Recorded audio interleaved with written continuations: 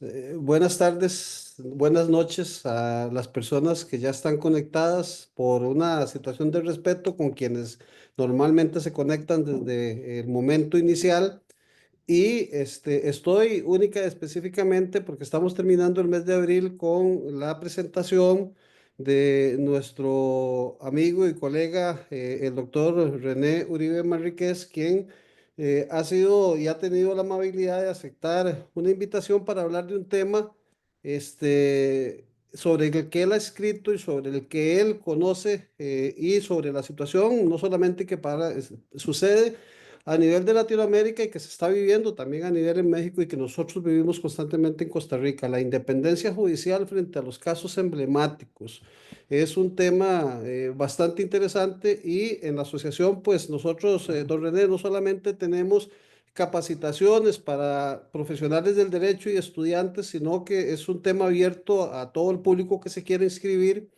Y estos temas, pues, no solamente desde el punto de vista académico, sino también de opinión en relación con lo que sucede con los procesos y lo que muchas veces la ciudadanía, los abogados y los estudiantes comentan de lo que sucede. Agradecerte por tomar tiempo. Sé que venís de una clase de doctorado y que tuviste que correr para poder conectarte con nosotros por acá. Y sos el invitado internacional del mes. Tenemos una agenda bonita para el otro mes con un par de amigos que conoces por ahí, a Sebastián Fajardo y Ronald Sanabria. Pero además de eso, tenemos ahí una agenda que Don Andrés nos va a mencionar, y agradecerle a Don Andrés también por ayudarnos con la moderación de este evento, esperando que a las personas que se están conectando y que participen les sea de tu agrado. Muchas gracias, René. Sabes que aquí en Costa Rica está tu casa, y hoy con un tema de este tipo, pero espero que más adelante tengamos un tema académico para tener derecho comparado y compartir.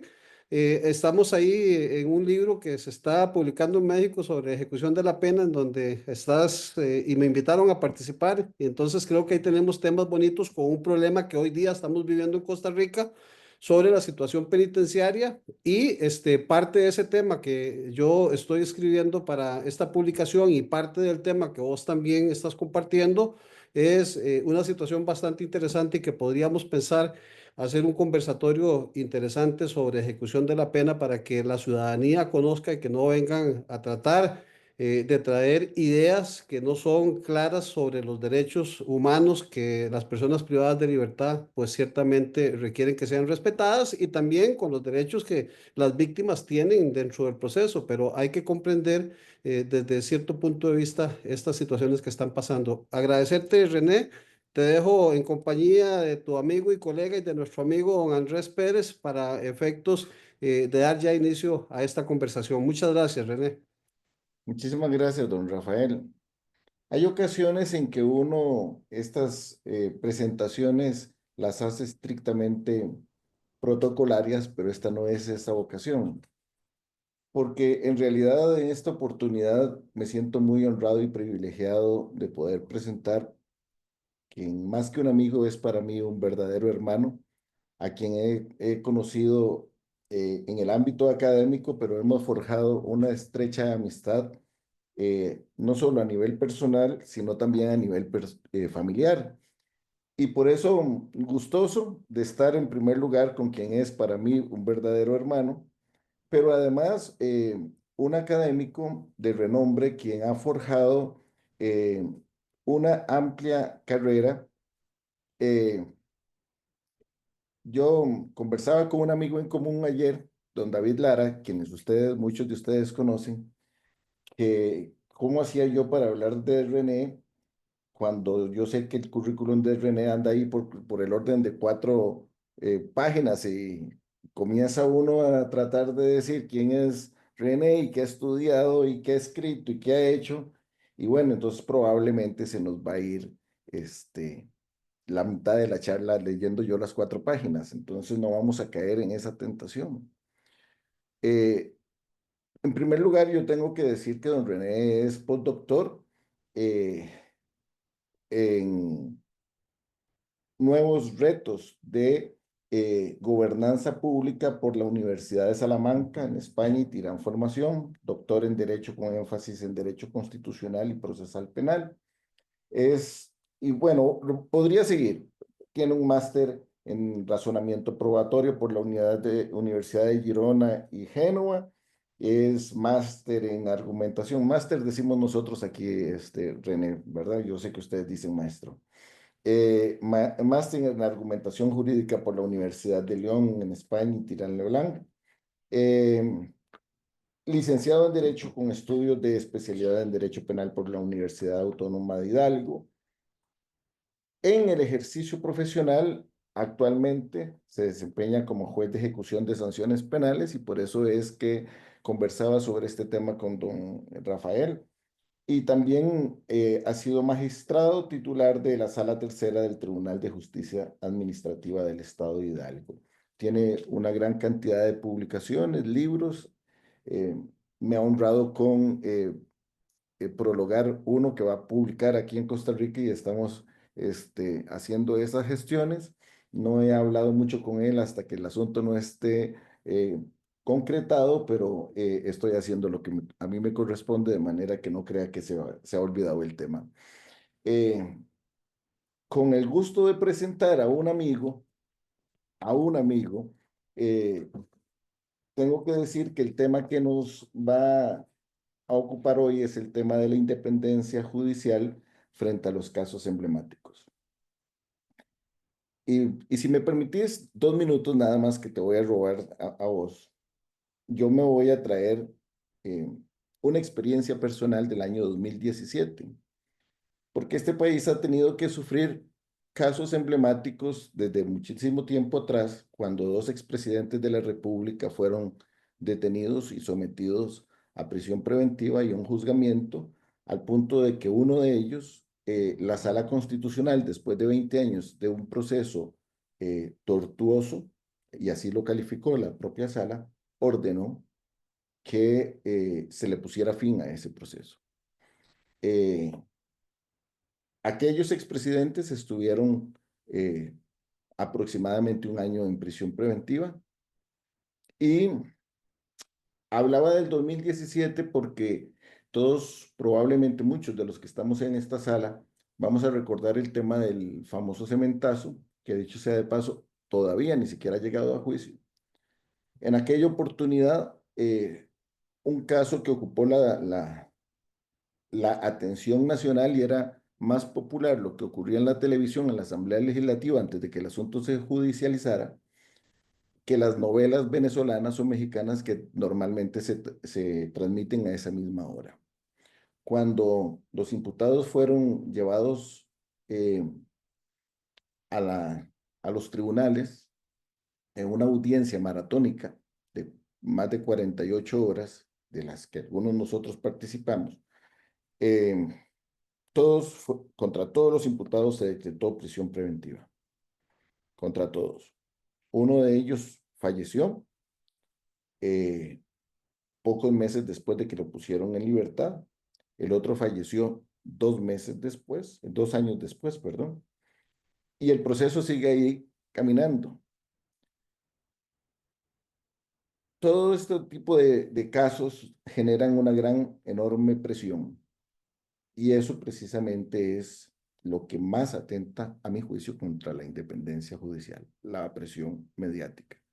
La hemos tenido que enfrentar en el pasado y hoy tenemos otra gran cantidad a nivel nacional de casos emblemáticos que muchos de ustedes podrán reconocer fácilmente, donde están ocurriendo el mismo tipo de situaciones. De esto es de lo que hoy se va a ocupar don René y es un tema que por supuesto puede generar muchísimo debate. El uso de la voz es de René.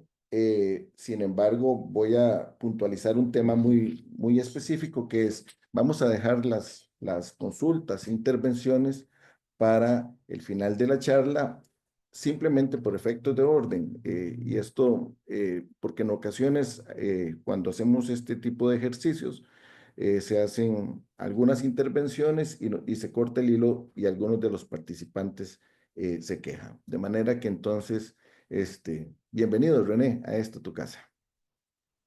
Muchas gracias, mi querido hermano. Y bueno, pues previo a comenzar, me gustaría agradecer a la Asociación Internacional de Profesionales en Derecho de Costa Rica. Y bueno, pues también a don Rafael la invitación a participar en esta charla y venir a exponer esta perspectiva que yo tengo sobre la incidencia de los medios de comunicación en la actividad jurisdiccional, pero pues no quiero dejar desapercibido que pues para mí es un orgullo y un honor. Él ya lo dijo y yo lo tengo que refrendar, que bueno, pues el hecho de que esté de moderador una persona que yo admiro y en lo personal quiero, y que como él ya lo dijo, nos unen ya vínculos de carácter familiar, ¿no? Pues para mí constituye un honor altísimo que mi querido Andrés, a quien le digo mi hermano siempre, ¿no? Pues esté aquí como moderador, lo cual te agradezco con el alma y con el corazón. Y además de que tampoco quiero dejar pasar la oportunidad de decir que bueno, pues que Costa Rica, me siento como en casa cuando estoy en Costa Rica, porque tengo queridos amigos y hermanos como es el mismo Andrés, su familia, mi querido David, a quien le agradezco mucho, debe de estar por aquí seguramente David, y le mando un abrazo. Y bueno, pues también Jeffrey Mora, que es un querido hermano y amigo mío con el que he compartido muchas publicaciones y actividades académicas, y a quien le mando un abrazo también afectuoso. Y bueno, pues haciendo estas puntualizaciones y estos agradecimientos que diría mi abuelo, corresponden al bien nacido siempre agradecer, así que cumplo con ese estándar que fijó mi abuelo. Y yo quisiera entonces charlar sobre esto. ¿Cómo inicia y por qué el día de hoy estoy aquí? La verdad es que comentando con Andrés, con David, tenemos mucha comunicación, no solamente personal, sino también académica. Yo les planteaba, ¿no? Este tema que de hecho corresponde a una ponencia que hice en el Congreso Mundial de Perú, en el Congreso Mundial de Derecho en Perú, y que después también hice otros desarrollos más que se encuentran incluidos en la charla de hoy, en el segundo Congreso peruano de juicios paralelos, que fue en noviembre del año pasado. Y entonces, pues surgió la idea y comenzamos a discutir sobre esta temática que yo les voy a exponer hoy. ¿Y qué quiero puntualizar, ¿no? Que el objetivo de esta charla, o el objetivo que yo tengo con esta charla, es establecer una postura y una propuesta de conceptualización de los denominados juicios paralelos. ¿Por qué? Porque todos hablamos de los juicios mediáticos, de los juicios paralelos, ¿no? Pero rara vez encontramos una propuesta de conceptualización del mismo, ¿sí? Porque podrá ser un juicio paralelo todo aquel que tenga exposición pública, no necesariamente, ¿no? Porque aquí tenemos que ir, y es la pretensión que yo tengo con la charla del día de hoy, de ir identificando cuáles serían los puntos comunes para poder identificar dogmáticamente los juicios paralelos. Y también mi pretensión es establecer el papel de los medios de comunicación en la consecución, en el tratamiento y la resolución de los juicios del orden penal, y el impacto que tienen los medios respecto a la independencia judicial y cómo se puede ver afectada la independencia judicial. Entonces, ¿qué son estos juicios paralelos? Desde mi perspectiva, los juicios paralelos son un punto de quiebre del Estado democrático de derecho, ¿sí? Eh, que tiene un efecto negativo desde mi perspectiva. Y por eso es que lo planteo como un punto de quiebre del Estado democrático de derecho, y es poner en tela de duda los objetivos de imparcialidad e independencia judicial, que constituyen en realidad una garantía para todos los ciudadanos, ¿no? La imparcialidad en la toma de decisiones y la independencia que deben de tener, o deberían de tener los jueces, pues son una garantía que todos nosotros, con la que nosotros contamos. ¿Por qué? Porque lo que se pretende es evitar influencias de carácter externo en la toma de decisiones por parte de los órganos encargados para la toma de decisión. Y cuando me refiero a estas influencias de carácter externo, pueden ser aquellas que tienen que ver con el carácter mediático que puede tener un juicio y otro más que también es externo al proceso, lo constituirían los sesgos que puede tener un juzgador derivado de la información que esté recibiendo. Hay, por ejemplo, también hay muchos estudios que últimamente, en los últimos años, se han estado haciendo en Brasil respecto a la toma de decisiones cuando se trata de personas de color, por ejemplo, ¿no? Cómo cambia y cómo modifica la toma de decisiones cuando se encuentran involucradas personas de las favelas o de estratos económicos o de cierta raza, cómo influyen en la toma de decisiones y cómo tienen sesgo los jueces al momento de tomar estas decisiones. Entonces, a eso me refiero cuando yo hablo de evitar estas influencias de carácter externo en la toma de decisiones. Y esto me lleva a recordar una frase de Bentham, ¿no? Que dice, la justicia requiere de verdad. ¿No? Es una frase de Bentham. Claro, si esto lo conectamos con los temas de prueba, pues ya tendrán a dos queridos amigos hablándoles de los temas de prueba, así que yo no me meteré en estas cuestiones. Porque claro, Bentham que decía, bueno, ¿cómo nos acercamos a la verdad? Pues vamos a aceptar toda la prueba sin ningún tipo de filtro y ya después veremos cómo vamos distinguiendo entre cuál es la prueba relevante y la prueba idónea, ¿no? Cuestión que al día de hoy se sigue debatiendo mucho de la pertinencia de ello.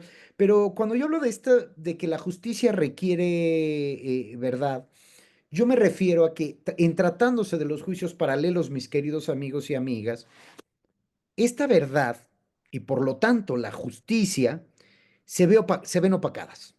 Ujú.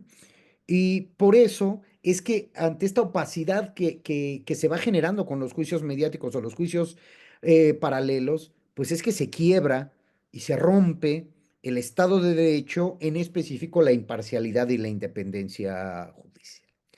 La existencia de estos juicios paralelos ha sido una constante, no es algo novedoso, mis queridos amigos y amigas, pues desde la sistematización del proceso judicial y la racionalización o la pretendida racionalización del castigo, existen este tipo de juicios paralelos, ¿no? Y como también, o sea, el desarrollo del propio proceso lo podemos ver desde 1881 con von List, ¿no?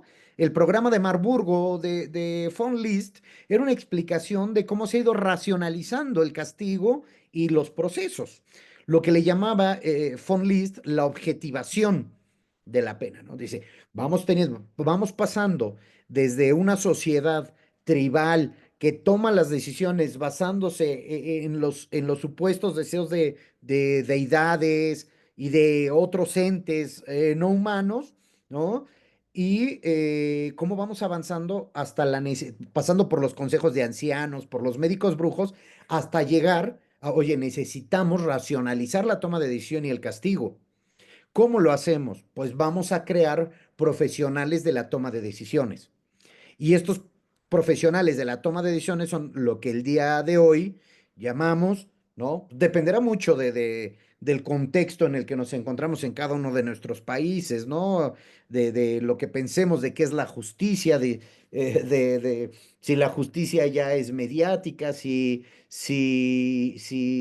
los jueces deben de ser famosos y conocidos o realmente profesionales del derecho y de la toma de decisión. Dependerá mucho del contexto, pero estas formas de entendimiento de la toma de decisiones, quién la debe de tomar y cuáles son los parámetros han ido cambiando. Les digo, desde la sociedad tribal hasta los médicos brujos o los consejos de ancianos, hasta lo que ahora denominamos jueces, pero en todos han influido siempre estos juicios paralelos.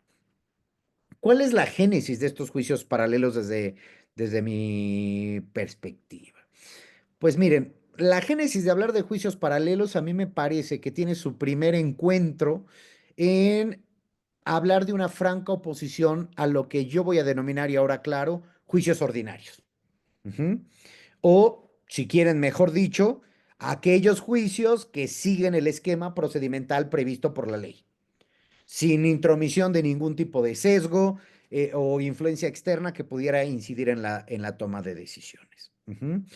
Pero cuando me refiero yo en lo opuesto entre el juicio paralelo y el juicio ordinario, me refiero, y esto sí debo de ser muy, muy concreto, porque justo tuve una discusión con un profesor brasileiro el año pasado justamente respecto a esto, porque me decía, no, René, es que el juicio ordinario, la doctrina procesal habla del juicio ordinario, no, pero cuando yo hablo de juicio ordinario es respecto al camino o al íter procesal, no al concepto o la definición de juicio ordinario que podemos tener, ¿no? En donde lo paralelo desde mi perspectiva es aquello que transcurre de manera conjunta desde el punto de vista procesal y temporal, ¿no? Y es decir, ambos, el juicio paralelo y el juicio ordinario, siguen un mismo camino, pero la finalidad y componentes son distintos y el resultado puede ser francamente contradictorio, ¿eh?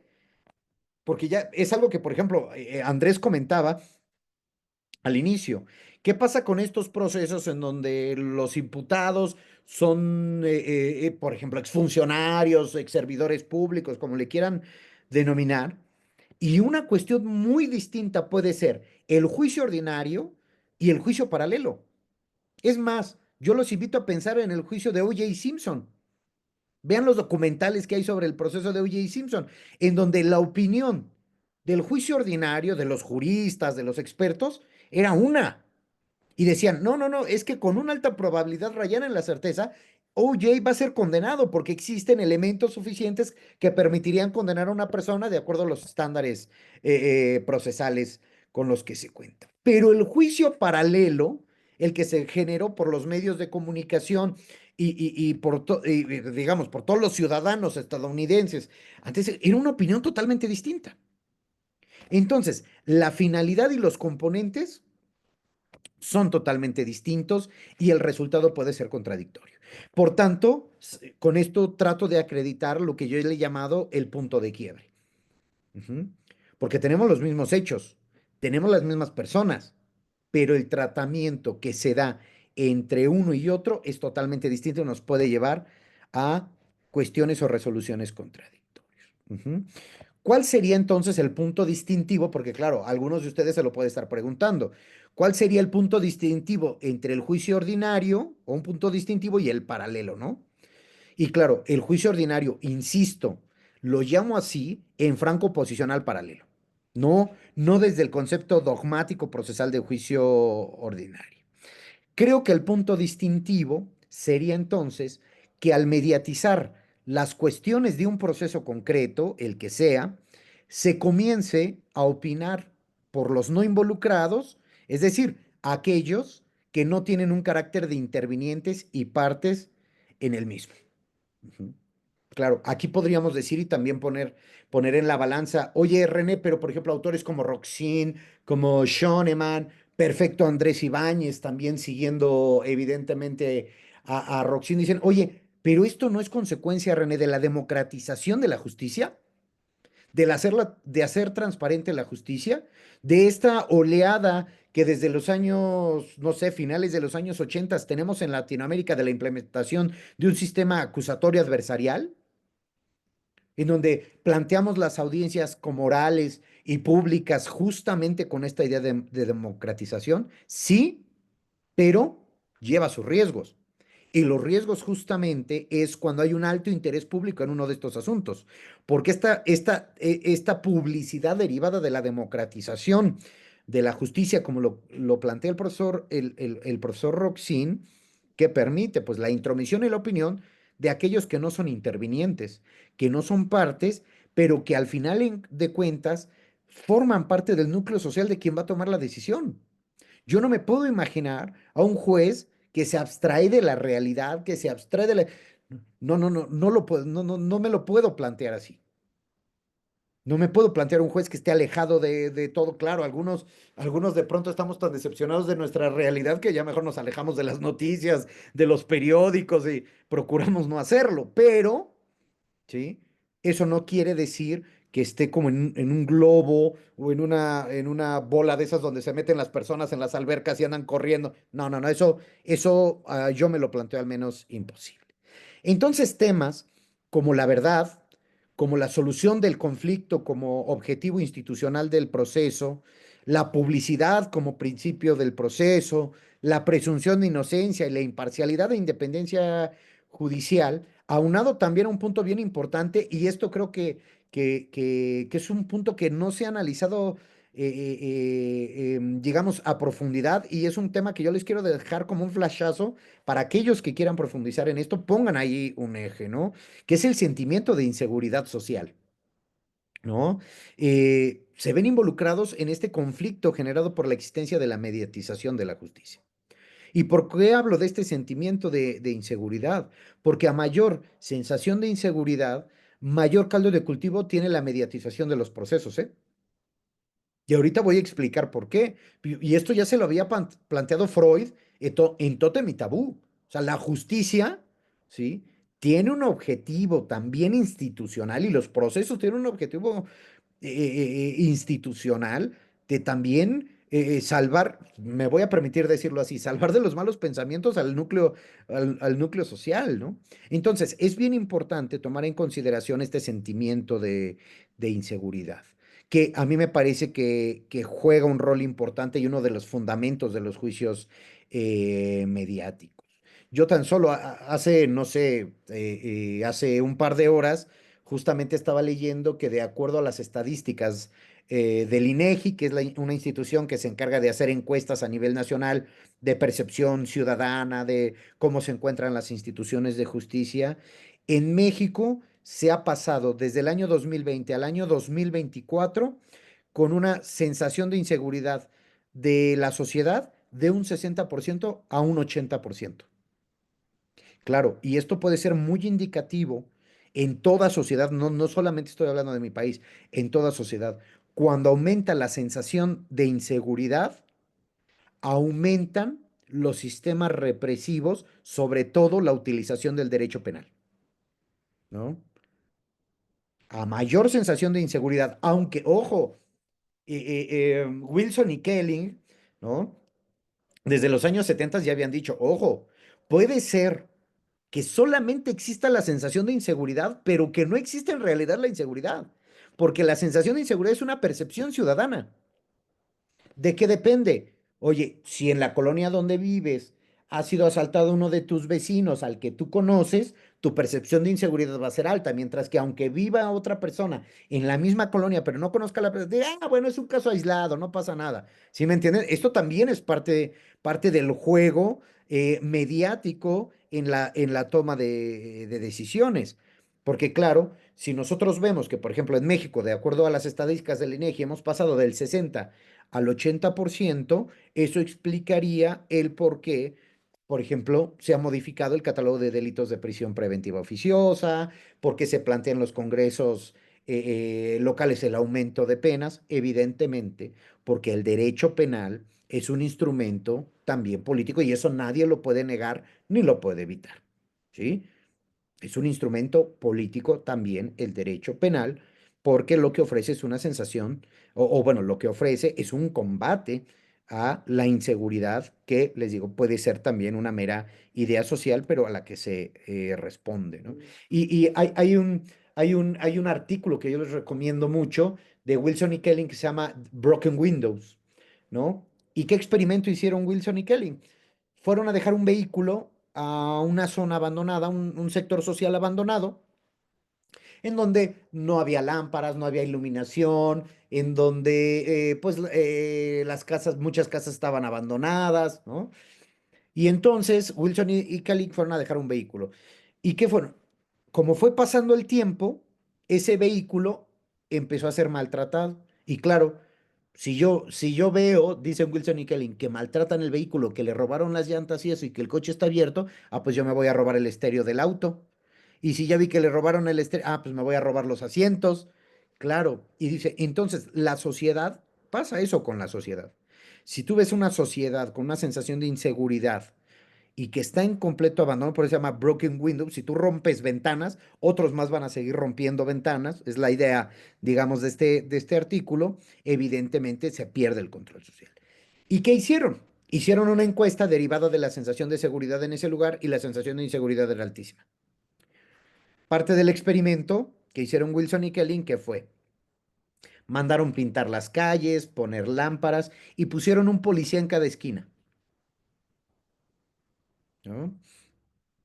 Volvieron a hacer meses después, ya implementado esto de la iluminación, el estar limpia la calle, tener policías, arreglar las ventanas rotas, volvieron a hacer la encuesta y resulta que la sensación de inseguridad bajó, cuando en realidad, de acuerdo a las estadísticas de comisión de delitos, había aumentado el delito en el lugar.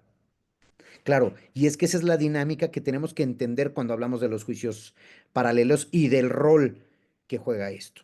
Mientras más sensación de inseguridad ante este fenómeno, hay una mayor exigencia de derecho, de derecho penal.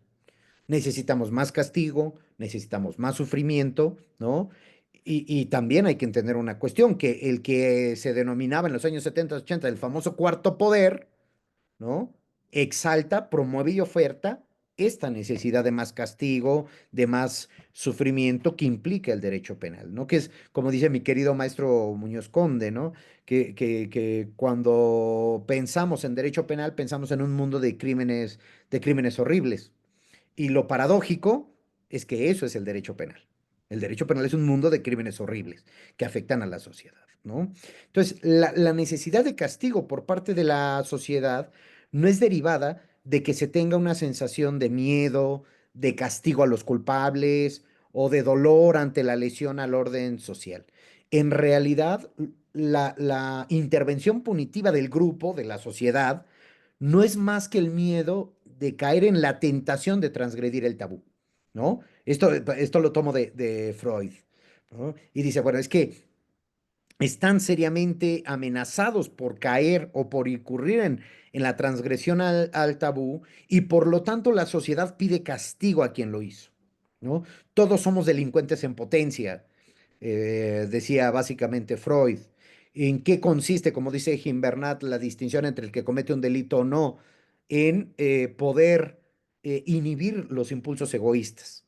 ¿Por qué? Pensando en el bien social. Y me voy a permitir leer el apartado de Freud textualmente. Dice, el tabú, delito, se manifiesta esencialmente en prohibiciones y restricciones. El hombre que ha infringido un tabú se hace tabú a su vez porque posee la facultad peligrosa de incitar a los demás a seguir su ejemplo. Resulta pues realmente contagioso por cuanto dicho ejemplo impulsa la imitación y por lo tanto debe ser evitado a su vez.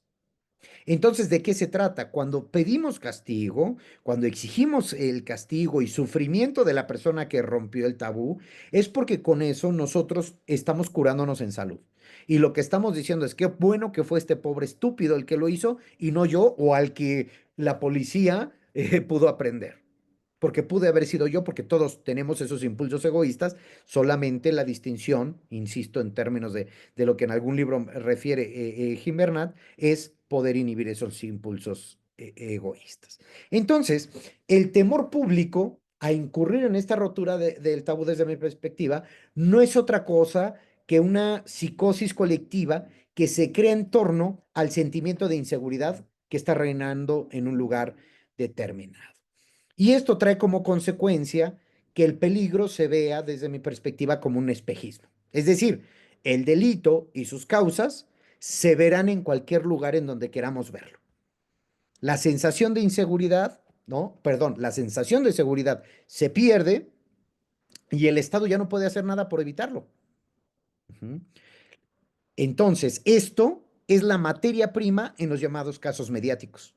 En los casos mediáticos, ¿qué entra en juego? La sensación de inseguridad y el miedo social. Uh-huh. ¿Y por qué los denominamos así entonces? Dada la importancia que los medios de comunicación les conceden a ciertos casos. ¿Por qué? Pues porque tienen una utilidad o se pueden explotar de una manera mediática y conveniente para los fines de este cuarto.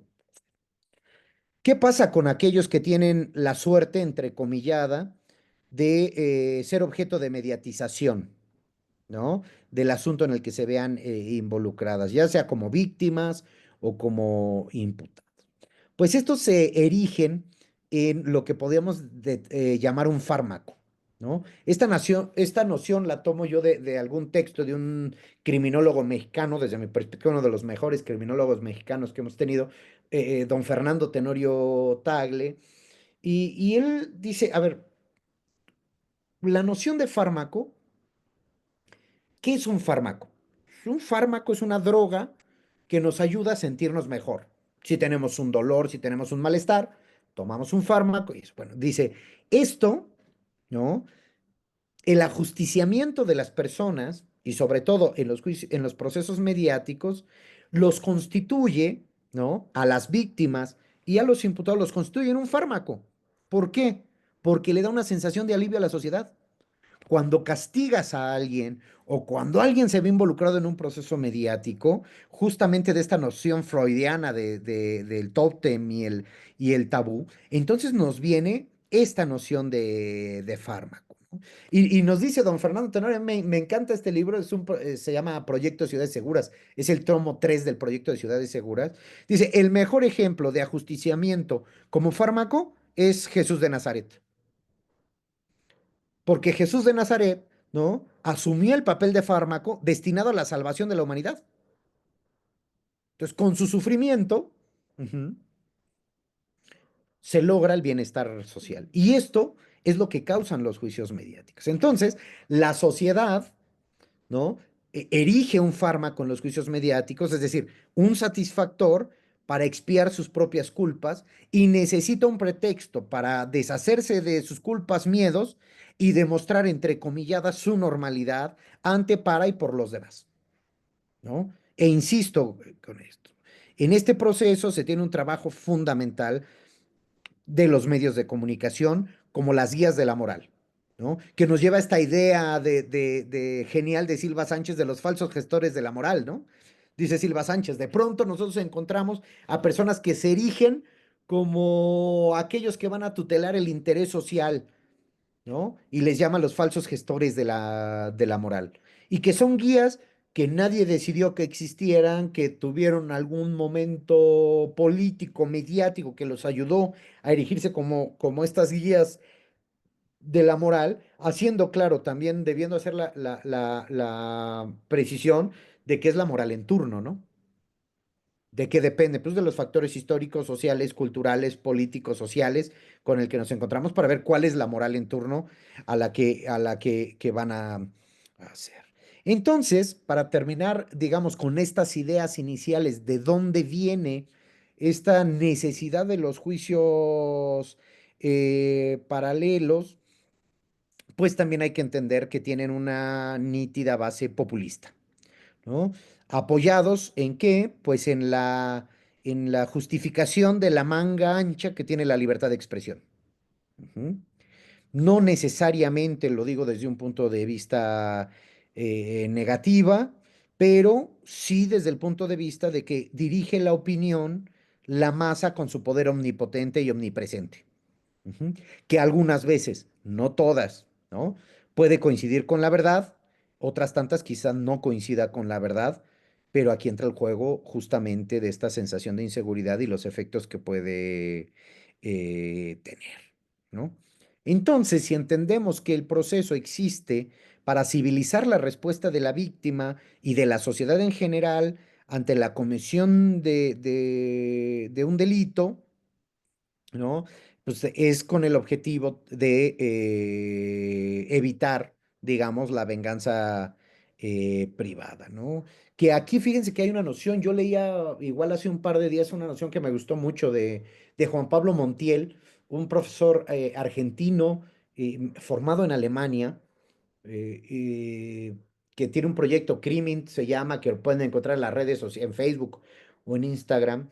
Y fíjense que él decía, y me gusta mucho, dice, a ver, garantismo, ¿no? No es zafaronismo, ¿no? Lo decía así, me llamó mucho la atención porque, claro, tiene razón el profesor Montiel, me parece, en lo que dice, porque la noción de Zaffaroni del proceso es una noción basada, según Montiel, en el comunismo y hace víctima al sujeto activo del proceso.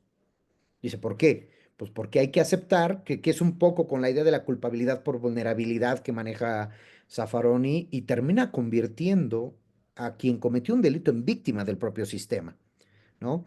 Cuando en realidad el eje es tutelar a la víctima, a la sociedad y evitar justamente la venganza privada, ¿no? Les recomiendo mucho, me gustó mucho esta crítica que hace Montiel y creo que va a llevar a nuevos desarrollos. Se lo hace desde el liberalismo, ligando el liberalismo a las ideas que él está proponiendo, pero se los recomiendo, tiene pocos días que escribió eso y a mí me gustó mucho, ¿no? Y entonces, a decir de autores, por ejemplo, como Nieva, el juicio paralelo, en su peor versión, dice Nieva, no es más que una penosa negación pues de el esclarecimiento de los hechos y de lograr la justicia. Entonces, fijando estas líneas generales que a mí me sirven para llevarlo al contexto mexicano, ¿no? Es que con esto pongo las bases de la discusión que pretendemos tener el día de... Ahora, creo oportuno dar un contexto mexicano, justamente don Rafael ya decía al inicio, ¿no? De lo que se trata es generar un diálogo que nos permita conocer la realidad y el estatus de cada país, porque a mí me parece que esto es muy sano y nos lleva a generar mayores desarrollos. Yo creo que el objetivo del proceso, de acuerdo a la Constitución mexicana, lo podemos encontrar en el artículo 17, párrafo tercero de la Constitución, que establece, palabras más, palabras menos, que siempre que no se afecte la igualdad entre las partes, el debido proceso y otros derechos que se puedan tener, las autoridades deben de privilegiar la solución del conflicto sobre los conflictos procedimentales. Es decir, el paradigma en México del proceso es la solución del conflicto, privilegiándolo incluso frente a cualquier tipo de formalismo procedimental que pudiera obstaculizar la solución del conflicto, cuestión que se ha criticado mucho, por ejemplo, en el ámbito penal, que tenemos el proceso abreviado en México, en otros países se llaman los procesos monitorios, porque dicen, bueno, si el objetivo de todo proceso es llegar a la verdad y a partir de la verdad solventar el conflicto, el procedimiento abreviado, estas salidas alternas, lo que permiten es olvidarte de la verdad con el fin. Y lo decía claramente Hassemer, ¿no? Ex vicepresidenta del Tribunal Constitucional alemán, de Frankfurt, profesor de Frankfurt, decía Hassemer, en este tipo de salidas es tanta oportunidad como se pueda a costa de la legalidad, ¿no? Es decir, que vamos a privilegiar como sea la solución del conflicto, incluso sacrificando la propia verdad, de ahí la noción de Cavalone y de Tarufo de los verifóbicos, ¿no? De aquellos que huyen a la verdad con tal de solucionar el conflicto. Y bueno, ahí encontramos en la Constitución mexicana este paradigma de el objetivo del proceso. El artículo 20 de la Constitución mexicana fija los parámetros esenciales del proceso penal y curiosamente, a diferencia de este artículo 17, el artículo 20 de la Constitución dice que el objeto del proceso penal es el esclarecimiento de los hechos. Y este esclarecimiento de los hechos yo me he permitido equipararlo a la verdad, ¿no? Yo incluso en algunos textos he dicho el esclarecimiento de los hechos alias la verdad. Ujú. Que este sería, a mi parecer, el interés primordial fijado por el legislador para el proceso penal. Por lo tanto, es que yo he sostenido que hay que hacer una distinción entre el objetivo planteado del artículo 17 constitucional con el del 20 constitucional para el proceso penal, que sería el concepto de verdad en el proceso, ¿no? Porque también depende, como dicen autores como Jordi Ferrer, de los intereses en juego en el proceso. Claro, en el proceso penal, los intereses en juego son los intereses más altos, ¿no? Por el nivel de intromisión que puede tener en el ejercicio de derechos de las personas. Y entonces esto sería, o nos llevaría también a aceptar lo que ha establecido Hubertis en su epistemología del proceso judicial, en el entendido de que en el proceso, y con esto a mí me parece que incluso nos cambia el chip a la hora de trabajar aquellos que estamos en la práctica jurídica. Siempre nos han dicho, nos han enseñado que lo que se prueba en un proceso son los hechos, ¿no? Y creo que no. eh, lo que se prueba en realidad son las hipótesis de las partes respecto a los hechos motivo del proceso, pero no los hechos. Y esto lo ligo con lo recientemente dicho en su último libro por Jordi Ferrer, que dice es que hay que entender que en los contextos procesales los juristas, bueno, él refiere 4 o 5 características, a mí me interesan ahora solo dos. Dice, los juristas actuamos en un contexto de incertidumbre. ¿Por qué? Porque no conocemos, ¿sí? Los hechos con los que vamos a trabajar, sino nos vienen referenciados por las partes. Y claro, las partes tienen un interés constitucional inevitable en los marcos procesales, ¿no? Y segundo, dice, la verdad a la que llegamos es siempre probabilística, porque no podemos hablar de una verdad absoluta. Entonces, claro, ojo con esto porque en el contexto mexicano, derivado de esto que les hablo, de la Constitución y esta diferencia que yo encuentro entre el artículo 17 y la solución del conflicto y el 20 de cuál es el objetivo del proceso penal, a mí me parece bastante significativo para entender las cuestiones. Ujú. Y también, ¿de la mano con qué? Con que lo que exige la Constitución también en el artículo 20 es que para poder condenar a una persona, exige la Constitución mexicana la convicción de culpabilidad más allá de toda duda razonable de los sujetos, ¿no? Que también lo encontramos en el Código Nacional de Procedimientos Penales.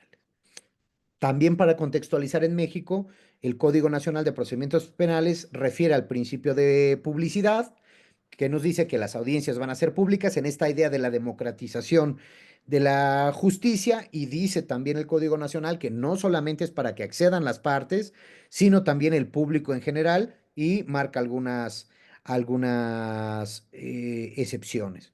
Y Roxin, ¿cómo justificaba esto? Ya les decía yo que Roxin hablaba de esta democratización. Sí, dice, el principal significado de permitir al público en general entrar a las audiencias es generar confianza, ¿no? En las tomas de decisiones por parte de los jueces. Y además tiene otro efecto, que es acentuar la responsabilidad de los órganos de toma de decisión, evitando que circunstancias extrañas al proceso ganen influencia sobre el tribunal y sobre la sentencia, ¿no? Lo cual aquí se pone en duda con los juicios mediáticos o los juicios paralelos. Ujú. Entonces, habrá, digamos, excepciones a esto, ¿no? Pero bueno, pues encontramos que dentro de estas excepciones está que no se vulnere el interés público en todas estas cosas y con ello, ¿no? Pero, ¿cuáles son las afectaciones más graves que nos podemos encontrar en los juicios paralelos una vez que nos contextualizamos? Pues evidentemente creo que las mayores afectaciones que se pueden dar en el juicio paralelo, claro, amén de la afectación que puede surgir en el ámbito de justicia, es que las que se pueden dar a la intimidad y al honor de las personas por invadir la esfera privada y la personalidad de los intervinientes en el proceso penal, por exponer fuera de los datos concernientes a estas esferas, ¿no? Vulnerando específicamente la presunción de inocencia en su vertiente de regla de trato extraprocesal, es decir, los efectos que puede tener fuera del proceso ello. Ahora bien, ¿cómo afecta esto o qué tiene que ver con la independencia judicial, ¿no? Y a este apartado, yo le podría denominar la independencia judicial, los juicios paralelos y su discurso. Miren, no debemos dejar de tomar en cuenta que los jueces somos seres humanos y que por esto también somos sujetos de influencias externas en la toma de decisiones. Y esto parece totalmente entendible y hasta normal pudiera parecer porque estamos en un contexto social, formamos parte de la sociedad y estamos influidos por la sociedad. Sin embargo, pues esta condición de titular de un órgano de toma de decisiones nos obliga a cumplir con la exigencia de imparcialidad e independencia, ¿no? Que serían puntos medulares en el trabajo jurisdiccional en un Estado democrático de derecho. Y se debe de tratar, o debemos intentar los órganos de toma de decisión, abstraernos de incorporar sesgos generados por los medios de comunicación respecto a un caso que corresponde decidir o resolver en la toma de decisiones, ¿no? Claro, ya les decía, no somos seres aislados, ¿no? De la sociedad y de las opiniones de la sociedad, pero tenemos que abstraernos. Y para esto es bien importante tratar de generar un sistema de racionalidad que nos permita identificar los sesgos y evitar los sesgos, ¿no?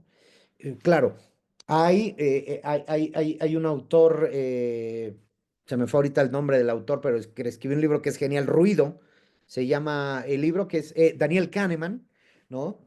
Daniel Kahneman hace un libro, y él distingue entre los sesgos y entre los ruidos, que es una cuestión bien importante para la toma de decisiones, además de que lo lleva, el libro lo lleva a la toma de decisiones jurisdiccionales. Y dice, a ver, una cosa son los sesgos y los sesgos los podemos identificar y los podemos evitar, ¿no? Como los sesgos de género y todas estas cuestiones, que incluso para eso hay protocolos, porque como ya identificamos estos sesgos, los protocolos pretenden paliar o evitar este tipo de sesgos, pero dice, hay otros que son ruidos que tienen el mismo efecto que los sesgos, pero no son identificables. ¿Por qué? Porque como ya son parte de la condición humana, inherentes al pensamiento humano, no nos ponemos a racionalizarlo y no nos damos cuenta que constituyen o que tienen el mismo efecto de sesgos. Los peligrosos son los ruidos, no los sesgos. Porque, insisto, los sesgos los podemos identificar, los ruidos no, porque no. Yo siempre hago la alegoría de es como cuando oye, ¿por qué respiras? ¿O cuál es la función? No sé, simplemente lo hago, ¿no? Y no nos ponemos a pensar de las funciones de nuestra respiración y por qué. Claro, los que hacen yoga y todas estas cosas, quizás sí se han enfocado en ello, pero digamos, las demás personas no lo hacemos. Lo mismo pasa con los sesgos y con los ruidos.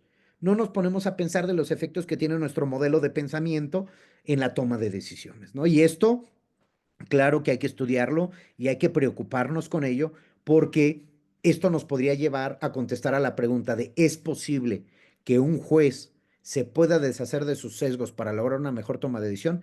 Creo que todos los estudios que se han venido haciendo sobre razonamiento en la toma de decisiones a nivel mundial, no sé, del 2007 para acá, van enfocados a eso. ¿Cómo podemos mejorar, ¿no? La calidad de la toma de decisiones y evitar justamente estas intromisiones como lo son los juicios paralelos, ¿no? Para legitimar la toma de decisiones de los órganos jurisdiccionales, se tomó la visión política de transparentar los procesos, ¿no? Para legitimar, no para mejorar. Vean la distinción de lo que estoy diciendo, ¿no? Y evidentemente la maximización de esta política de transparencia de procesos, pues la encontramos, como ya les decía, en los procesos de corte acusatorio y adversarial, como se ha implementado en muchos países de Latinoamérica, en donde el enemigo principal de toda esta vertiente, pues es la secrecía. Ujú. La secrecía es el enemigo natural de todos estos esquemas y estos modelos. Incluso Michele Tarufo también lo llegó a mencionar, ¿no? Eh, el juez, ¿no? Debe ser independiente para poder ser imparcial en el ejercicio de los poderes. Y decía, la independencia, decía Michele Tarufo, es una condición necesaria para que se pueda ser imparcial. Ujú. Y ahora justamente que en la palestra, en la discusión académica, se encuentran estos modelos de un nuevo entendimiento de la independencia y de la imparcialidad judicial, creo que toma mucho sentido lo que podríamos platicar hoy derivado de esta charla, ¿no? Entonces, la independencia judicial tendría un choque, a mí me parece frontal, con el manejo mediático de los procesos que se puedan hacer. ¿Por qué? Porque el denominado cuarto poder, a diferencia de los otros tres poderes, los tres poderes del Estado, el llamado cuarto poder por algunos autores no tiene límites jurídicos en su actuación. Claro, habrá normas regulatorias, ¿no? De los medios, del contenido de los medios, podrá haber entes revisores del contenido de los medios, pero en realidad los límites que tienen, y más con la alta exposición que se tiene con las redes sociales, con el internet, en donde cualquiera de nosotros puede difundir una cuestión con un aparato como el que tengo en las manos, con un móvil podemos difundir cualquier tipo de información. Entonces es muy difícil la regulación de la información que pueda salir. Y como dice don Perfecto Andrés Ibáñez, ¿no? Este cuarto poder se convierte en una atípica parte procesal, ¿no? Cuya influencia se maximiza, dados los alcances y la extensión, logrando, creo que a partir de ese momento, el desdoblamiento que lleva a generar un juicio paralelo. Otra cosa que también quiero resaltar en esta charla es lo que también Perfecto Andrés llama la aquiescencia de los jugadores para participar en el juego. ¿Qué pasa? Y esta es otra vertiente de estudio que también debemos de tomar en consideración. ¿Qué pasa con aquellos jueces que les gusta ser mediáticos? Mediáticos respecto a los asuntos procesales. Claro, porque aquí me podrían decir, oye, René, tú eres juez y estás dando conferencias. Sí, sí, pero es desde un punto de vista académico. Aquí la referencia es por cuanto hace a los asuntos que les corresponden. Ujú. Porque, claro, dice Perfecto Andrés, es lamentable en algunas ocasiones la actitud de un operador judicial que entra en este desdoblamiento para el juicio mediático como un elemento desestabilizador de las causas que está gestionando, ¿no?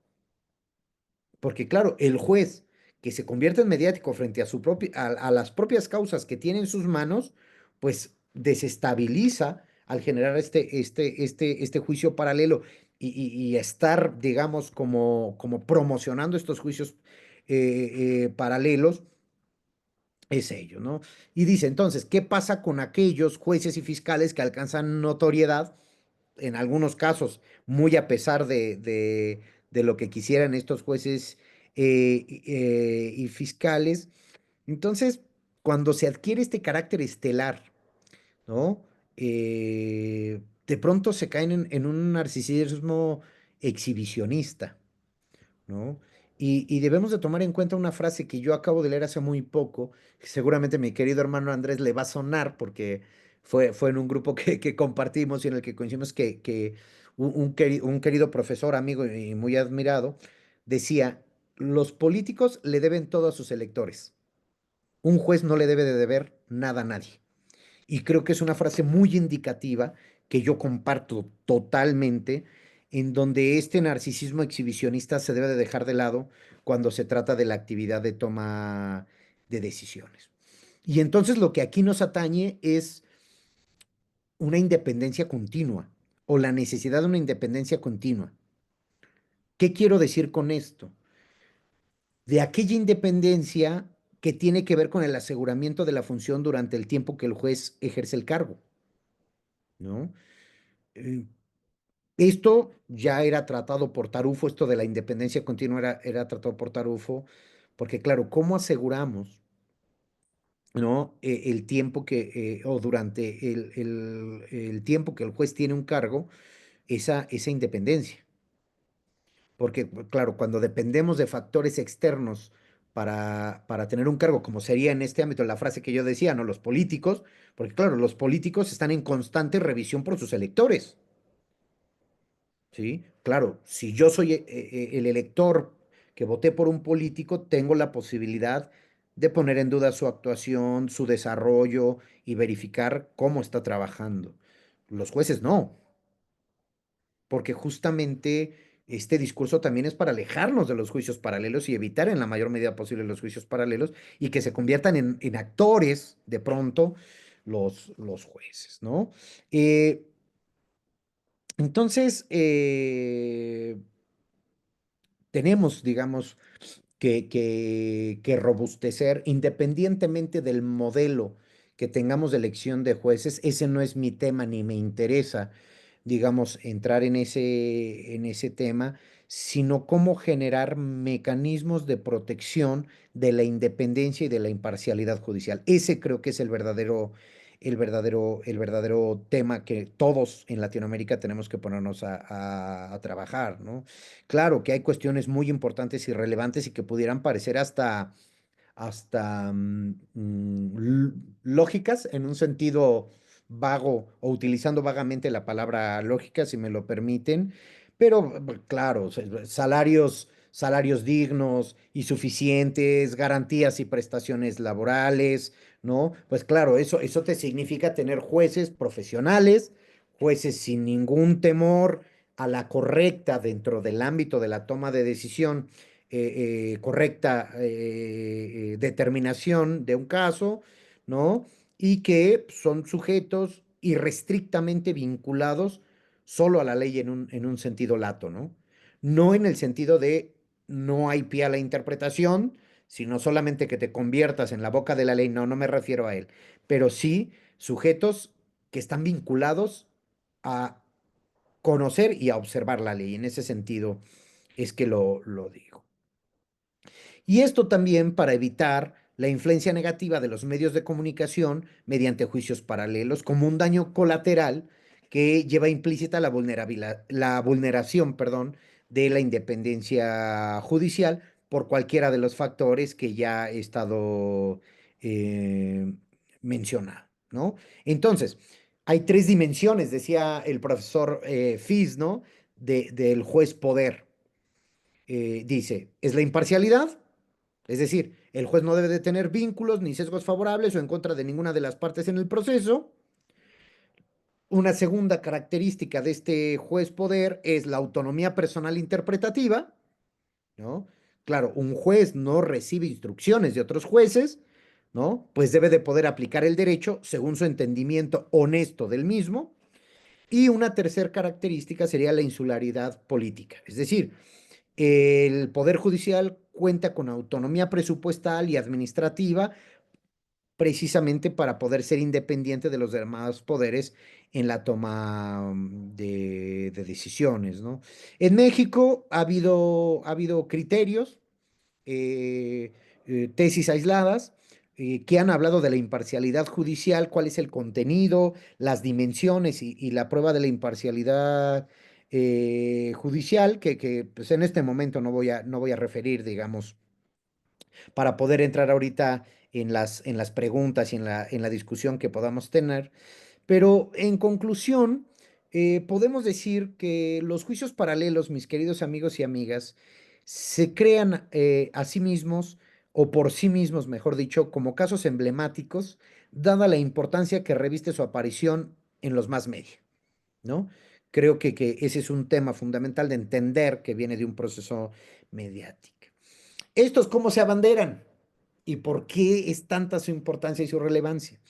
Porque estos se abanderan con la idea de una opinión común, ¿no? Que se constituye, desde mi perspectiva, en una especie de venganza privada, que como ya les dije hace unos momentos, pues significa la formación del tabú a costa del otro. Necesitamos a quien castigar, necesitamos a quien demonizar, no sé si la palabra exista, pero se me ocurrió ahorita decirla así, ¿no? Discúlpenme si no es tan formal esto, pero creo que lo entendieron porque veo que Andrés se rió de ello, así que creo que se entendió el concepto. Y la única forma, creo, de evitar que estos juicios paralelos no los podemos evitar, pero la forma de evitar que estos influyan en la toma de decisión de un juzgador es generando garantías de reforzamiento de la independencia judicial que implica atender diversas aristas. No solamente las de evitar la exposición a las opiniones de los medios, ¿no? Sino también una independencia desde dentro y también controlar esa independencia hacia afuera. Yo cerraría para ya abrir, digamos, la discusión que la preparación constante y de calidad, las garantías laborales, los salarios adecuados y suficientes y la humanización respecto al ejercicio del cargo de quienes tenemos la honrosa oportunidad hasta el día de hoy de tomar decisiones en el ámbito jurídico, son cuestiones importantes a atender y que podrían ser parte inicial, me parece, de la solución. eh, Al fin que no debemos olvidar que los jueces son seres humanos y tal vez a veces demasiado humanos. Yo les agradezco muchísimo la atención, quedo a su disposición. De nueva cuenta, agradeciendo a todos su asistencia y la invitación para poder estar con ustedes. Muchas gracias a todos y a todas. No, muchísimas gracias a vos por tu brillante exposición. Y bueno, ya que me dieron a mí la posibilidad de ser el primero, entonces voy a hacer uso de ese privilegio. A ver, René, en la primera parte abordaste un tema que me parece muy interesante, que es la publicidad, la legitimidad, ¿verdad? Y los sesgos, ¿ok? Eh, yo creo que esto hay que relacionarlo estrictamente con la responsabilidad en el ejercicio de la libertad de expresión y particularmente de la libertad de prensa. ¿Qué ocurre? Eh, en los procesos penales, en la etapa de juicio, es usual que eh, lleguen los medios de comunicación colectiva, el periodista hace algunas tomas de referencia, no está en todo el juicio a lo largo de toda la audiencia, sino que capta algunas manifestaciones que son las que posteriormente se exponen al público en los noticiarios o en las redes sociales. Esta forma de transmisión de lo que está ocurriendo dentro de la sala de juicios, evidentemente no se corresponde con la realidad del proceso. En muchas de las ocasiones a mi juicio, sesgado porque corta la parte que es más dramática de lo que está ocurriendo en la sala. Vamos a ver, en un femicidio, nosotros decimos femicidio, no como ustedes, feminicidio, el testimonio de un pariente cercano, ¿verdad? Y entonces la parte más dramática es lo que el noticiero nos ofrece a las 7 de la noche. El juez inevitablemente sabe que están las cámaras, ¿verdad? Sabe que además va a ser expuesto en el canal X o Y, que son los más famosos que hay en Costa Rica, y está escuchando de nuevo ese testimonio, pero además está viendo el clamor popular de algunas personas que se ponen sus camisetas blancas con el nombre de la víctima. ¿Ok? Se pierde, en ese sentido, primera pregunta, se pierde la legitimidad que la publicidad apareja por la forma en que necesariamente se está sesgando la información, que no es una información completa. Se atenta, segunda pregunta, se atenta contra la independencia judicial en la medida en que solo se transmite una parte de lo que está ocurriendo en la audiencia. Y en tercer lugar, los jueces de carne y hueso están permeados por las presiones que los propios medios de comunicación colectiva están generando en este tipo de informaciones. Sí, gracias, gracias. Pues mira, creo que sí, creo que sí se producen estos efectos, ¿no? Eh, incluso, incluso, y fíjate que me llevaste a pensar esto que no lo... ¿Qué pasa cuando por ejemplo, estos que traen las playeras y eso que tú decías, ¿no? ¿Qué pasa cuando son asesorados con un experto, por ejemplo, en un experto en manejo de medios o incluso en procesos, en generación de sesgos, ¿no? Y quisiera, mira, ¿qué crees? Las playeras van a tener tal color, el nombre va a ser así, así, así", para influir en aquellos que estén. Es como cuando la policía lleva una persona a reconocer una rueda fotográfica y antes ya le mostró las fotos, ¿no? O le paseó al detenido, se lo paseó por enfrente sin decirle que era él, para que después realizara. Híjole, no lo había pensado así, pero me parece importante, ¿no? ¿Cómo analizarlo? Sí es el efecto, o sea, no puedo negar que esos efectos sí se dan, sí se puede vulnerar la independencia judicial, sí se pueden generar sesgos. Claro que el cuarto poder, ¿a quién va dirigido? A la sociedad de influir en la toma de decisiones de la sociedad, ¿no? Entonces, claro que cuando sesgas la información y no transmites todo, transmites una parte claro que es con una intención de provocar una visión social respecto al hecho sesgada. Ahora, podríamos decir, existe ese derecho de la sociedad a ver completo un juicio. No, es como el caso de OJ, ¿no? Lo transmitieron completo porque lo consideró el tribunal correspondiente, lo consideró un tema público, de importancia pública o de relevancia pública. Mm, El problema es, ¿qué posibilidades tienes, por ejemplo, como poder judicial, si me permiten expresarlo así, de tú generar una transmisión así? Si dependes de los medios, ¿quién va a tomar la decisión? Claro, porque, bueno, vamos a transmitir 10 minutos de cada hora. Va a ser totalmente sesgada la información y el interés público se termina convirtiendo en una idea sesgada de lo que está pasando en el juicio y se puede formar estos juicios paralelos que son los nocivos y al fin y al cabo. ¿Por qué? Pues porque la sociedad tiene una opinión que puede ser totalmente distinta.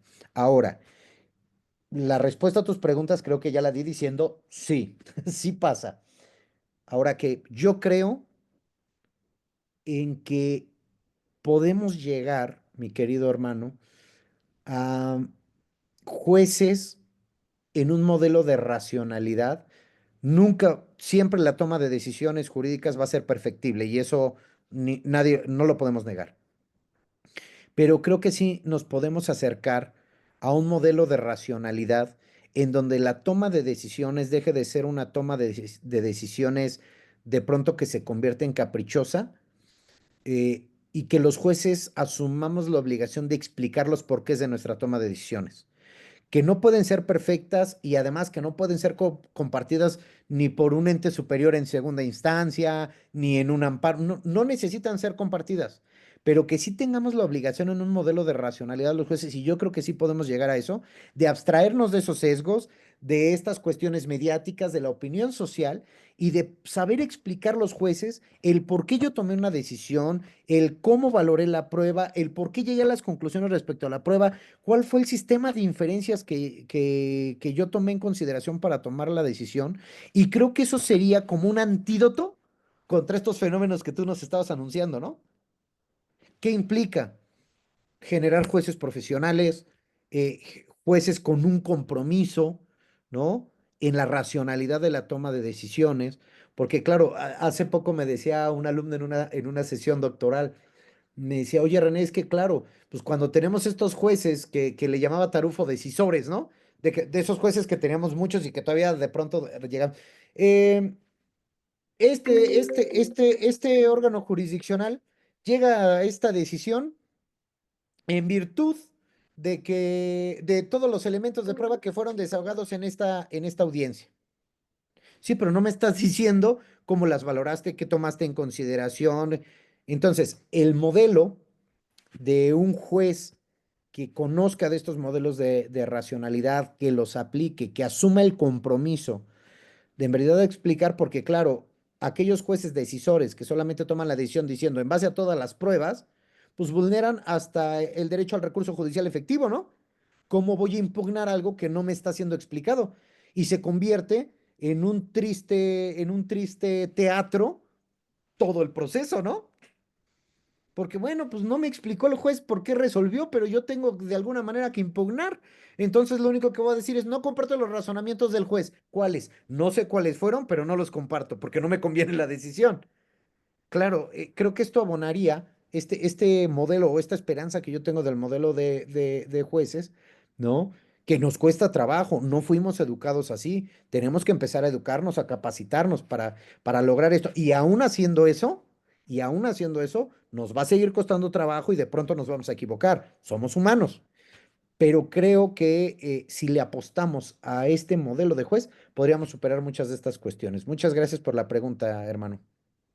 No, muchísimas gracias por tu respuesta. Y nada más, antes de leer de alguna de las preguntas mientras te escuchaba, eh, se me viene a la mente lo que dice Marina Gascón de que motivar es precisamente no solo dar razones, sino dar buenas razones y que son una forma de evitar la arbitrariedad. Casualmente, lo que acabas de apuntar. Tenemos preguntitas de don Frederick Pinkey, que es a quien saludo y muy cordialmente. Frederick es un asiduo seguidor de la asociación. Este, el tema un poco se nos aparta del eje central, pero vamos a complacerlo. Con respecto al voto popular para elegir a los juzgadores, ¿qué opinión tiene sobre esto? Y quería preguntar, ¿la elección directa fortalece o debilita la imparcialidad judicial? Y después contextualiza, México viene aprobando una reforma muy importante que tiene que ver con el futuro de la administración de justicia. ¿Es posible mantener la imparcialidad judicial cuando los jueces tienen que realizar campañas electorales? Ay, no lo sé, díganme ustedes. Nah, miren, tengo la esperanza de que esto pueda fortalecer la imparcialidad. Tengo la esperanza. Eh, no, miren, la verdad es que no pudiera yo decir mucho porque es un proceso que se está desarrollando aquí en mi país.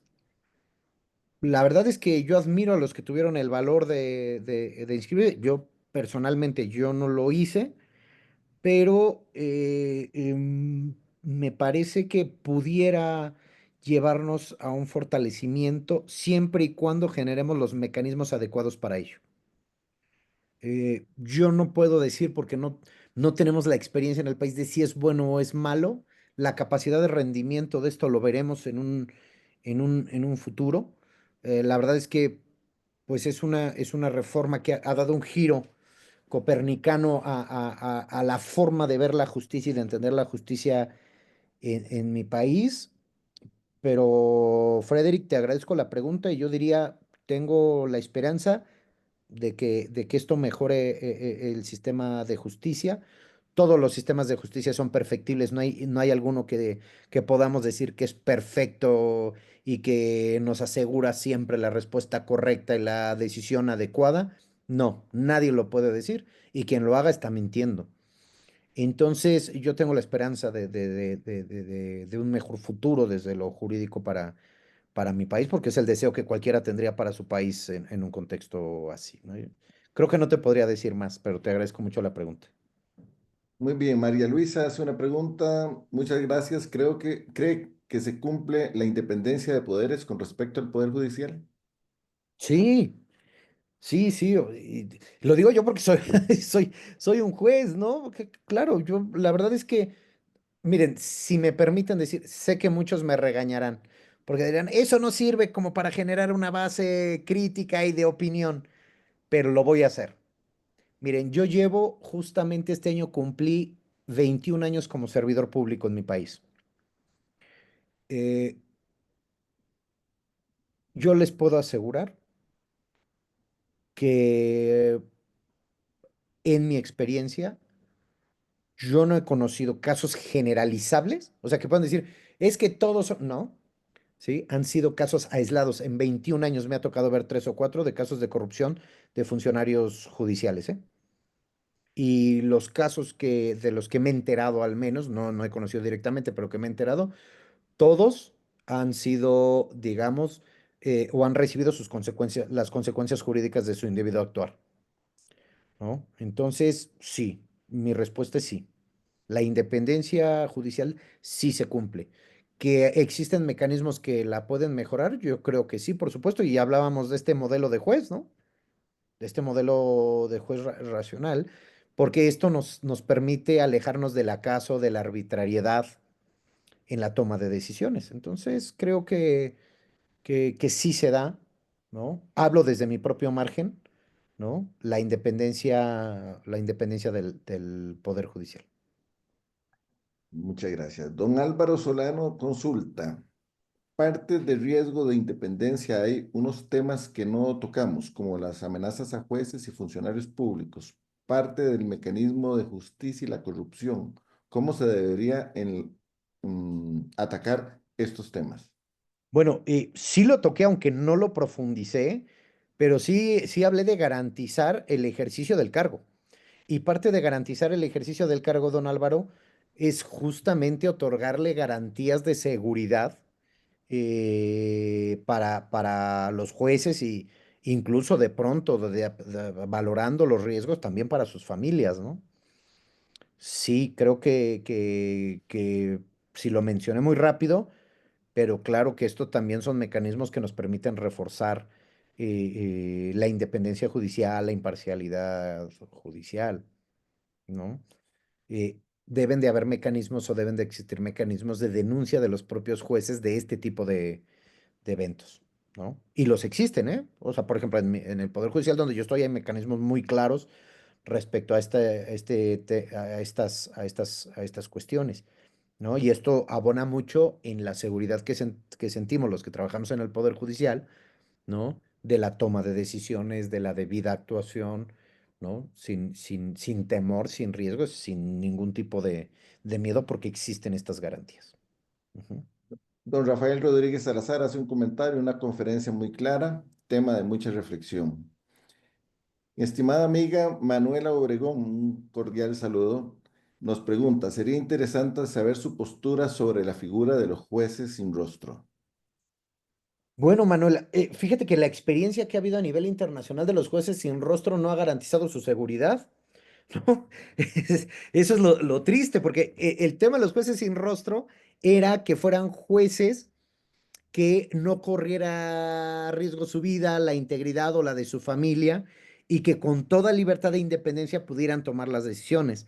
La experiencia internacional ha demostrado que estos jueces sin rostro, que además son asignados para casos, digamos, digamos, entidades delincuenciales peligrosas, con un gran alcance en varios aspectos políticos, sociales, de cualquier tipo, pues no han garantizado la seguridad y por tanto la independencia, ¿no? Tenemos casos pues, tristes y lamentables en Italia, si no mal recuerdo, también en Colombia, de estos jueces sin rostro. No sé, deberíamos de pensarnos, ¿no? Pues mecanismos efectivos de seguridad, pero ¿qué implicarían esto? Yo platicaba hace poco con un colega, ¿no? Bueno, pues es que por Zoom puedo realizar, sí, pero el Zoom puede ser totalmente identificable el lugar en donde se está conectando el juez en el Wi-Fi. Puedes ubicar vía GPS el lugar en donde se está ubicando. Ah, bueno, con un dispositivo móvil. Sí, pero la dirección IP te marca desde qué lugar se están las antenas, por ejemplo, una proximidad por las antenas de donde se está sirviendo la red y eso. Entonces, no ha garantizado mucho, ¿eh? No ha garantizado mucho la seguridad y por tanto la independencia y la imparcialidad de este tema, ¿no?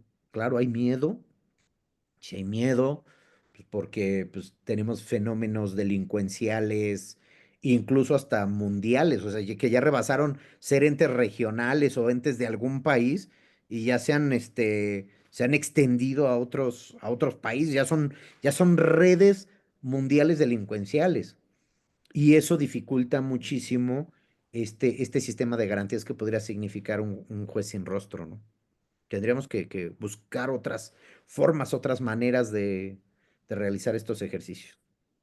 Ujú. Tenemos una pregunta de un amigo en común, don David Lara. ¿Cree usted que el activismo judicial puede sentirse fortalecido con el efecto negativo de los juicios paralelos? Saludos a don David. Saludos, mi querido David. ¿El activismo judicial pueda sentirse fortalecido?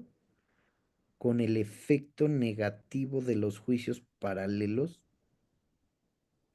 Me parece hasta como muy... déjame lo proceso, David. Este, el activismo judicial puede sentirse fortalecido con el efecto negativo de los juicios paralelos. A ver, si el efecto negativo de los juicios paralelos es influir en la toma de decisiones, eso fortalecería el activismo judicial. Mira, lo que pasa es que el activismo judicial, depende cómo entendamos el activismo judicial, mi querido amigo, porque el activismo judicial, o como yo entiendo el activismo judicial, es cuando los jueces en su actividad interpretativa, ¿sí? Toman la decisión de reinterpretar, incluso a costa del texto normativo, la norma que se puede obtener de ellos, ¿no? Incluso una de las grandes críticas que se ha hecho al activismo judicial es que los jueces se terminan convirtiendo en legisladores. No, es que este texto normativo no debe de ser entendido así, debe ser entendido de esta manera. No, claro, no, porque no tiene límites, que sería como el peligro del activismo judicial. Ahora, si entendemos el activismo judicial como la toma de decisiones, aún no tomando en consideración los textos normativos, pues partiendo del efecto negativo de los juicios paralelos, sí se podría sentir fortalecido, porque sería, bueno, si yo tomo, si mi opinión, porque no le llamaríamos decisión, si mi opinión jurídica corresponde con la de la sociedad y eso me va a sentir más, claro que el activismo judicial puede ser desmedido con tal de justificar la toma de decisión tomando en cuenta la opinión social, aunque no sea la que corresponda jurídicamente. Si entendí tu pregunta, querido David, esa sería mi respuesta. Creo que tenemos a David por aquí, Ah, entonces, a ver. ah, saludos David, vamos a ver si el administrador nos ayuda con abrirte el micrófono.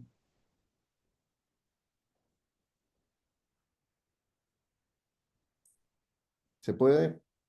Ahí está Y David. no sé si me escuchan ahí. Sí, sí, sí, Perfectamente. hermano. Sí, no, era precisamente en esa misma línea. Un saludo y un abrazo a ambos.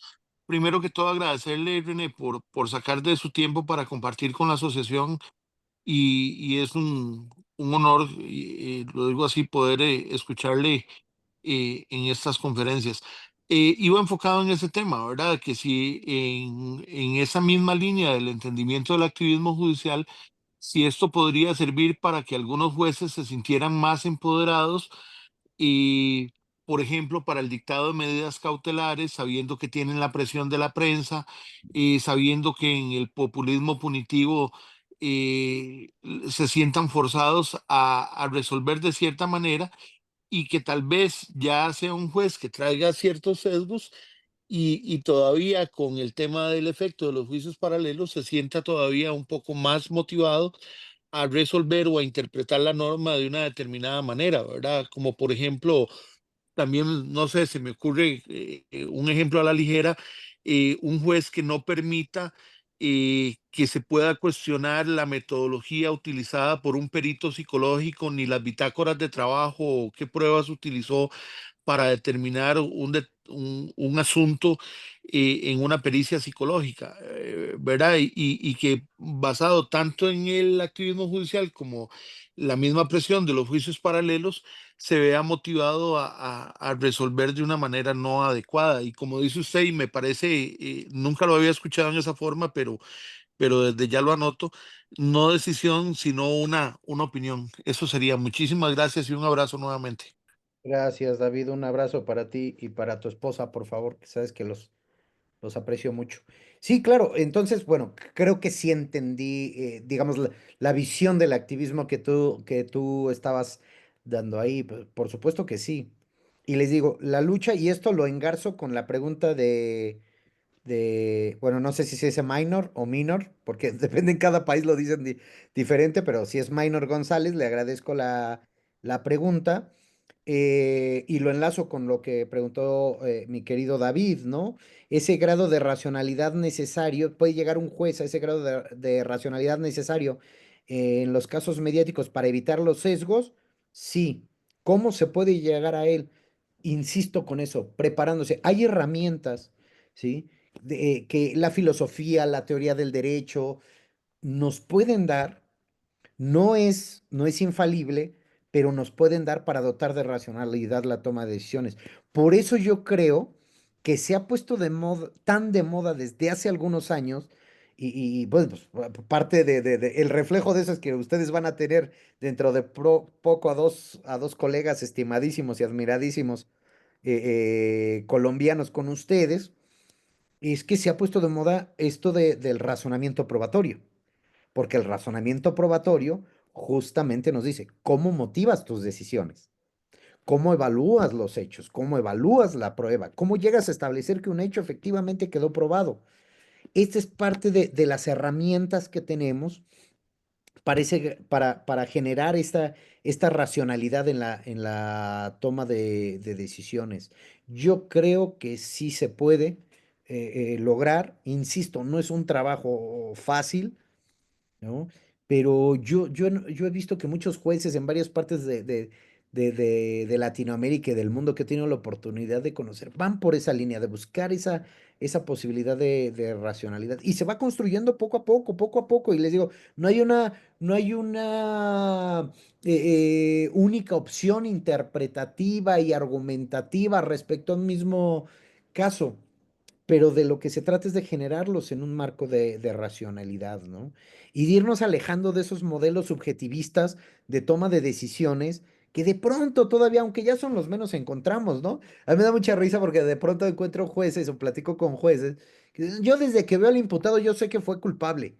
Y que, oye, ¿cómo sabes eso? Pues porque en mis 30 años o 20 años de experiencia ya reconozco a los que son. Porque de inmediato te empiezan a desviar la mirada o te miran retadoramente y eso quiere decir, eso es de lo que hay que alejarnos. Que cuando un juez te diga un sujeto es culpable, no es por los sesgos, por las intervenciones mediáticas, no, sino es tomando en consideración el caudal, ¿no? De elementos probatorios con los que cuenta y además que tenga la posibilidad de explicar por qué llegó a su decisión, cuál fue el sistema de inferencias que utilizó para poder llegar a la toma de decisión, cómo valoró la prueba o por qué no valoró la prueba. Y si están, digamos, el sistema normativo sí prevé la posibilidad de hacerlo, solamente los jueces necesitamos empezar a desarrollar metodologías adecuadas para poder hacerlo. Hay una frase que a mí me gusta mucho, un libro que apareció hace poco en Chile, si no mal recuerdo, en el que tuve el gusto de participar a invitación de Ana y Almudena, unas colegas españolas.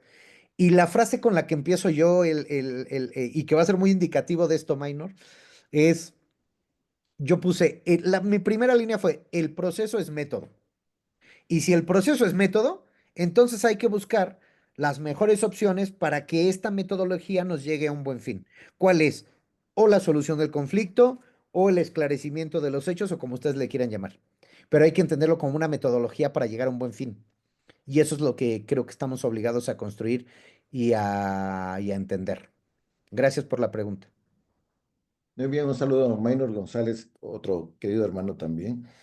Don Roy Aguilar, en mi opinión, lo que se necesita son jueces probos y valientes. Bueno, pues eso nos lo va a dar las garantías que tengamos, ¿no? De las que yo les hablaba. Si tienes jueces con suficientes garantías laborales, digámoslo así en general, evidentemente vas a tener un núcleo de jueces probos y valientes. ¿Por qué? Porque saben que están respaldados. Don Rafael Rodríguez, el juicio paralelo puede generar una sentencia mediática que no tiene recurso y que determina la presunción de culpabilidad en detrimento de la presunción de inocencia. Pues son los efectos de dejarse influir por los sesgos, ¿no? Si dejamos que estos juicios mediáticos se constituyan en un sesgo, ¿no? Pues evidentemente partiríamos de una presunción de culpabilidad, en donde por supuesto está en detrimento la presunción de inocencia, ¿no? Que hay un tema que después, ya lo mencionó don Rafael, ya que habló de estos temas de ejecución, después lo podemos platicar, ¿eh? Porque en ejecución penal, ¿no? este, hay que reentender y redimensionar, que es una cuestión que yo he sostenido en algunos de los textos que he escrito al respecto, la presunción de inocencia. Porque si la ley nos pide la convicción, ya les decía que la Constitución y el Código Nacional Mexicano dicen que para poder condenar a una persona, el tribunal debe haber llegado a la convicción de culpabilidad más allá de toda duda razonable. Entonces, cuando ya fue condenado y la sentencia causó estado, entonces ya partimos de la convicción de culpabilidad, ya no de la presunción de inocencia. Entonces, hay que reentender la presunción de inocencia en ejecución penal porque ya un tribunal declaró que es culpable. Por lo tanto, frente a la sentencia, ya no sería inocente. Y eso implicaría cambiar la regla de trato en la ejecución penal, que es un tema que a mí me llama mucho la atención, que justamente creo que en Girona, ahora en mayo, voy a tratar ese tema. Muy bien, muchísimas gracias, don René. Antes de terminar, un anuncio parroquial que es menester cumplirlo, y es una atenta invitación para todos y para todas eh, a los eventos que se van a llevar a cabo en los próximos días. El 8 de mayo, jueves, la contradicción de la prueba pericial, supongo que es con Sebastián Fajardo. El 13 de mayo a las 6, el razonamiento probatorio y el ejercicio de la litigación. Creo que también es con un invitado internacional. Después, el 22 de mayo, el ABC del proceso por infracciones a la ley de tránsito. Ese es a las 6 de la tarde. Y hay otro evento el 28 de mayo. Les sugiero muy respetuosamente seguir las redes sociales de la asociación. Pues como indicaba al inicio, me siento absolutamente honrado de haber estado como moderador en este conversatorio que hemos tenido, esta extraordinaria charla que nos ha brindado mi querido hermano René, al estilo tico, René Uribe, este, eh, porque siempre viene la corrección, ¿verdad? De que no es así, pero bueno. Eh, quiero agradecerte, René, la forma tan generosa con que has hecho tu disertación en la tarde, noche del día de hoy, y particularmente la forma en que has contestado cada una de las preguntas que te hemos formulado, la claridad de tus respuestas y la claridad de tu exposición en nombre de la asociación a la que también pertenezco. Quiero darte mi agradecimiento por el tiempo, por la dedicación y por tu esfuerzo. Te dejo un gran abrazo, mi querido hermano, y mis parabienes. Muchas gracias, saludos a todos, que tengan una excelente noche. Y bueno, pues en mí tienen un amigo y cuando necesiten, siempre cuentan conmigo. Y por favor, hermanos, saludos a todos en casa, dales un abrazo a todos, por favor. Igualmente, que estén muy bien. Hasta luego. Chao, buenas Chao. noches. Buenas noches.